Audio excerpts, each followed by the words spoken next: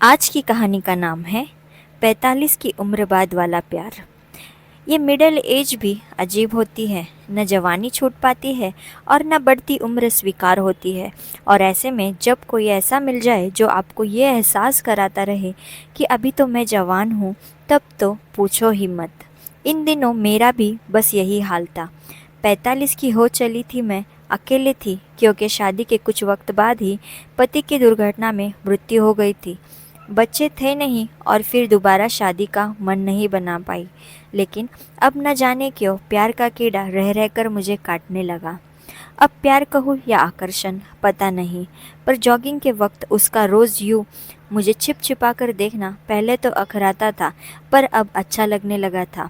उस पर उसका अक्सर इस गाने की ये लाइन गुनगुनाना, तुम्हें कोई और देखे तो जलता है दिल, बड़ी मुश्किलों से फिर संभलता है दिल, मुझे रह रहकर किसी की याद दिलाता था। उसकी पर्सनालिटी, उसका अंदाज भी मुझे बीते दिनों में ले जाता है। अरे, ये क्या सोच रही हूँ मैं? आजकल मैं मन को समझाती और अरे दीपा पागल हो गई है क्या? ये कोई उम्र है प्यार करने की? जो जवानी में नहीं किया वो अब क्यों? और वो भी खुद से, इतनी छोटी उम्र के लड़के से।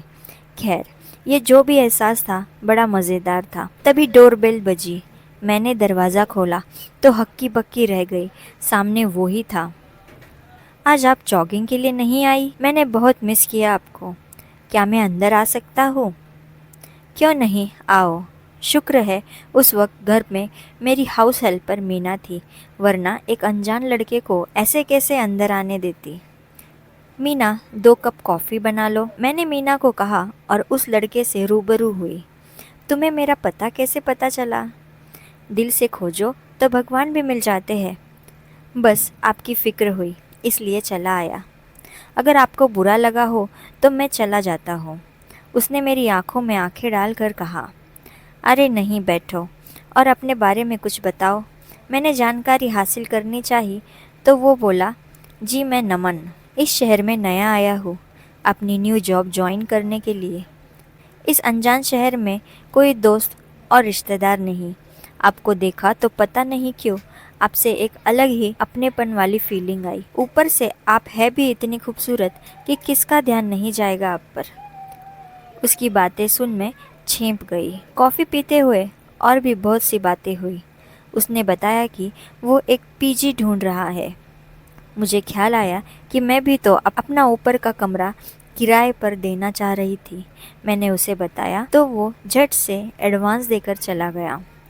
मीना ने मुझे ज़रूर टोका था, ऐसे ही किसी पर इतनी जल्दी भरोसा करना ठीक नहीं, पर मैंने उसे कहा कि इसे मैं जानती हूँ। वो रात मेरी न जाने कैसी बीती, बस अगले दिन का इंतज़ार था। सुबह हुई और डोरबेल बजी। नमन ही होगा, ये सोचकर मैंने झट से दरवाज़ा खोला, पर यह तो दूध वाला था। खैर, आज संडे है तो शायद वो देर से सोकर उठा होगा, इसलिए हो सकता है दोपहर तक आए। इसी तरह पूरा दिन उसके इंतज़ार में गुजर गया। मुझे लगने लगा कि मीना सही कह रही थी, है तो वो एक अजनबी ही, उस पर भरोसा करना सही है क्या? हेलो मैम, सॉरी मैं लेट हो गया। सामान पैक करने में टाइम का पता नहीं चल पा। वैसे दरवाज़ा खुला क्यों रखा है आपने? कोई भी अनजान शख्स अंदर आ सकता है। आज के समय में किसी पर इतना भरोसा करना ठीक नहीं। और मैं मन ही मन सोच रही थी कि ये कहीं मुझे अपने बारे में तो सचेत तो नहीं कर रहा। क्या पता क्या इरादा है इसका, अपने इस बचकाने से प्यार के चक्कर में कहीं लेने के देने ना पड़ जाए। मैम, क्या हुआ? आप कुछ बोल नहीं रही। नमन की आवाज़ से मेरी तंद्रा भंग हुई। तुम अपने रूम में जाकर रेस्ट करो, मैं चाय बनाकर लाती हूँ। इतना कहकर मैं किचन में चली गई। अगली सुबह ब्रेकफास्ट बनाकर मैं ऑफिस के लिए तैयार हुई तो देखा नमन भी रेडी है। गुड मॉर्निंग मैम, चलिए ब्रेकफास्ट के बाद मैं आपको ड्रॉप कर दूंगा। मेरे ऑफिस के रास्ते में ही आपका ऑफिस भी, नमन ने कहा। उसकी बाइक से उतरते हुए मेरे ऑफिस कलीग निशा ने मुझे देखा। तब तो उसने कुछ नहीं कहा, लेकिन लंच के वक्त उससे रहा नहीं गया। वो बोली, वाह दीपा, आज एक अलग ही ग्लो है तेरे चेहरे पर। क्या बात है? कौन था वो हैंडसम बॉय?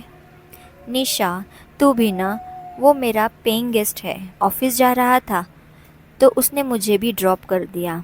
मैंने थोड़ा शर्माते हुए जवाब दिया। यूं ही कुछ दिन मन में गुदगुदाते हुए निकल गए।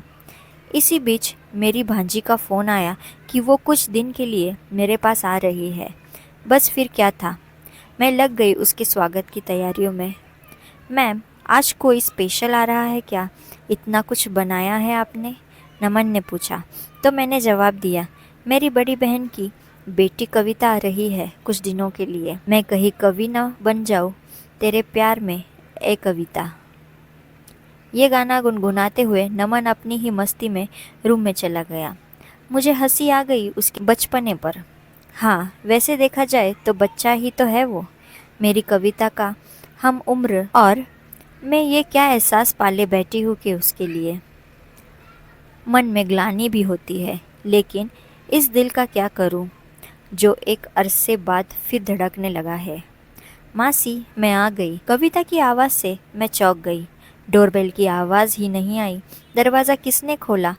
मैंने, नमन ने कहते हुए कविता का सामान उसके कमरे में रख दिया। वाह मासी, लड़का तो बड़े काम का लग रहा है। मम्मी ने बताया था मुझे आपने अपने पेइंग गेस्ट रख लिया है। वैसे अपने अच्छे से छानबीन कर ली है ना इसके बारे में?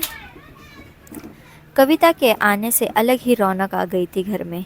नमन भी काफ़ी घुल मिल गया था सबसे। मैंने भी ऑफिस से हफ्ते भर की छुट्टी ले ली थी। देर रात तक हमने खूब बातें और हंसी मजाक किया। अरे नमन, तुम्हें कल ऑफिस जाना है ना? सो जाओ वरना आँख नहीं खुलेगी सुबह। मैंने कहा तो नमन ने बताया कि उसने भी छुट्टी ली है। मुझे थोड़ा अजीब सा अटपटा लगा।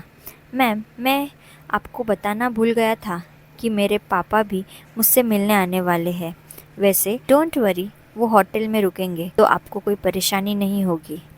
इतने में ही कविता बोली, अपने पापा को भी यही बुला लो ना, मेरी मासी का दिल बहुत बड़ा है। अच्छा है, थोड़ी रौनक और बढ़ जाएगी। क्यों मासी? हाँ नमन, घर के होते हुए होटल में क्यों रुकेंगे?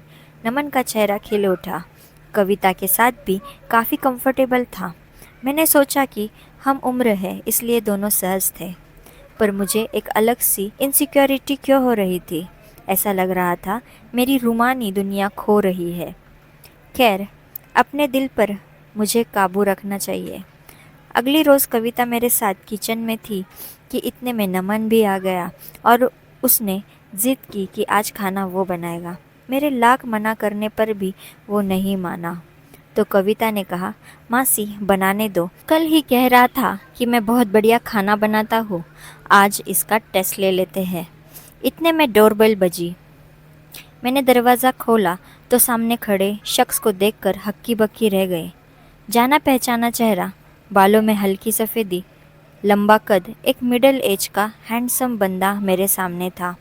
दीपू, पहचाना नहीं क्या? इतना भी नहीं बदला हूँ मैं। रौनक, तुम? तभी पीछे से नमन की आवाज़ आई, पापा बहुत मिस किया आपको, लव यू। अच्छा, तो ये तुम्हारा बेटा है? तभी इसे जब भी देखती थी तो लगता था कि इसे पहले भी कहीं देखा है। तुमसे काफ़ी मिलता जुलता है, आओ अंदर। रौनक ने वाकई घर की रौनक बढ़ा दी थी। वही मस्त मौला अंदाज था आज भी जो कॉलेज में हुआ करता था। काफ़ी लड़कियों का क्रश था वो। मैं भी उसके जादू की अछूती नहीं थी। वो अक्सर मुझे कॉम्प्लीमेंट देता था जैसे नमन देता है। बिल्कुल बाप पर गया है।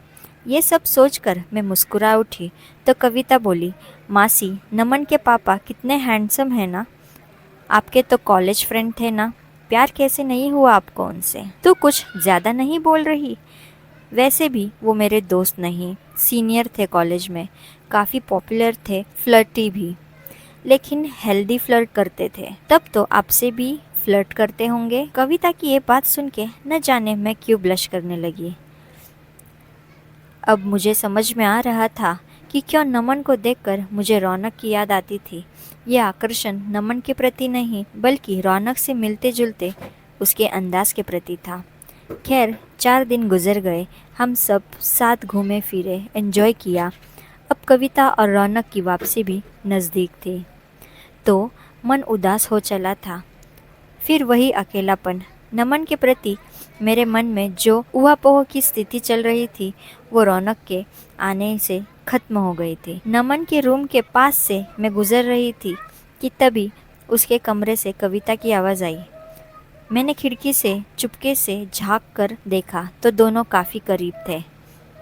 नमन, अब हमको मासी को सब कुछ बता देना चाहिए। पापा भी यही है, तो जो सबको ठीक लगेगा हम वही फैसला लेंगे। कविता की बातों पर नमन ने हामी भरी और दोनों गले लग गए। ये माजरा क्या है भला? मैं इंतज़ार में थी कि ये दोनों क्या सच बताने वाले हैं। शायद यहाँ रहते हुए दोनों अट्रैक्ट हो गए होंगे एक दूसरे से। शाम को हम सब बैठे थे। नमन और कविता ने कहा कि वो दोनों कुछ कहना चाहते हैं मुझसे। मासी, दरअसल मैं और नमन 2 साल से रिलेशनशिप में है। नमन के पापा यानी रौनक अंकल भी ये बात जानते हैं और उनको कोई आपत्ति भी नहीं। लेकिन कविता की बात सुन मैंने कहा, तो क्या रौनक की मम्मी को एतराज़ है? इतने में ही नमन बोला, नहीं मासी, आई मीन मैम, कविता की मम्मी यानी आपकी बड़ी बहन नहीं मान रही शादी के लिए। एक पल को तो मेरा सिर चकरा गया कि ये सब हो क्या रहा है। फिर खुद को संभालते हुए मैंने पूछा, आखिर मानसी क्यों नहीं मान रही? तो रौनक ने बताया, दीपू, मेरी पत्नी को गुजरे अरसा हो चुका है और मानसी जी को ये डर है कि मैंने नमन की परवरिश अकेले की है और घर में कोई फीमेल भी नहीं, तो घर का माहौल और नमन न जाने कैसा होगा। मेरी हंसी छूट गई। मुझे हंसता देख सब हैरान थे, पर मेरा दिल जानता था कि मैं उन पर नहीं खुद पर हंस रही थी। थैंक गॉड मैंने नमन को अपने अट्रैक्शन के बारे में भनक नहीं लगने दी, वरना वो क्या सोचता मेरे बारे में। बाल बाल बची और मन ही मन रौनक को भी थैंक्स कहा कि उसने मेरी लाज रख ली। इतने में रौनक ने कहा, दीपू, इसमें इतना हंसने की क्या बात है? हमने नमन को तुम्हारे पास भेजा ताकि तुम उसको परख सको और वो तुमको इम्प्रेस कर सके। मैं हंस इसलिए रही हूँ कि मानसी तो इतनी ओपन माइंडेड है, उसको क्या हो गया? लेकिन आप सब परेशान न हो, अपनी बहन को मनाने का जिम्मा मेरा और रौनक जी। अब तो हम समधी बनने जा रहे हैं, तो मुंह मीठा कराइए। मेरी बात सुनकर फिर सब चुप हो गए, तो मैंने पूछा कि माजरा क्या है? कविता और नमन ने कहा कि हम यहाँ सिर्फ अपने रिश्ते के लिए नहीं आए थे, एक और रिश्ता करवाना है। थोड़ा रुक कर नमन ने कहा, आप मेरे पापा से शादी कर लीजिए प्लीज़, और मैम से मेरी मॉम बन जाइए। पापा ने मुझे बताया था कि कॉलेज में आप उनकी क्रश थी और वो अक्सर आपको देखकर एक गाने की लाइन गुनगुनाते थे, कोई तुम्हें और देखे तो जलता है दिल, बड़ी मुश्किलों से फिर संभलता है दिल। नमन बोले जा रहा था और मैं सोच रही थी कि कैसे किसी को बताऊं कि मैं ये शादी नहीं कर सकती। नमन को लेकर मन में जो एहसास आए थे, भले ही वो अब नहीं, लेकिन इस रिश्ते के लिहाज से उनको जस्टिफाई नहीं किया जा सकता। तभी रौनक ने कहा, पहले तुम लोगों की शादी होने दो, हम अपना जुगाड़ खुद कर लेंगे। शायद दीपा शादी का मन नहीं बना पा रही। खैर, सबके वापस जाने का समय आ चुका था। मैंने भी मानसी से बात करके उसे राज़ी कर लिया था। मैं फिर अकेली हो गई थी। बस मीना आती थी, काम के साथ साथ ढेर सारी बातें करके चली जाती थी। इसी बीच रौनक का फ़ोन आया और उसने मुझसे मेरी ना की वजह जाननी चाहिए। मैंने बिना किसी लाग लपेट के उसे सच बता दिया। उसने बिना कुछ कहे फ़ोन काट दिया। मैं समझ गई थी कि अब वो भी मुझसे शादी के लिए ज़ोर नहीं देगा। तभी छुट्टी के दिन अचानक रौनक घर पर आ गया। उसके हाथों में गुलाब के फूल थे और चेहरे पे मुस्कान। मुझे फूल थमाकर वो ज़ोर ज़ोर से हंसने लगा।